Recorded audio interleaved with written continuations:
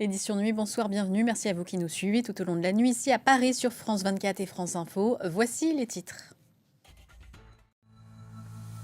Il y a un premier mouvement dans l'administration Trump. Mike Waltz quitte son poste pour devenir l'ambassadeur américain auprès de l'ONU. Le poste de conseiller à la sécurité nationale, rôle parallèle au secrétaire d'État dans la politique étrangère, est vacant. Selon la presse américaine, Steve Witkoff, actuel émissaire pour la Russie et le Moyen-Orient, pourrait succéder à Mike Waltz. Et on revient sur l'accord sur les minerais signé mercredi soir. Volodymyr Zelensky a salué cette signature. Tension au Moyen-Orient, en Syrie, les affrontements entre les minorités druzes et des groupes militaires liés au nouveau pouvoir en place ont fait plus de 100 morts depuis mardi. Et le point sur les incendies de forêt à l'ouest de Jérusalem, ils sont maintenant sous contrôle, ont annoncé les autorités israéliennes.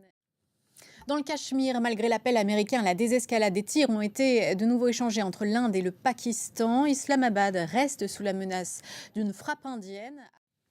En Europe, les Anglais se sont rendus aux urnes ce jeudi pour des élections locales qui ont concerné seulement quelques régions. Et puis ce jeudi, c'était le 1er mai. Dans la manifestation parisienne, plusieurs élus socialistes ont été pris à partie.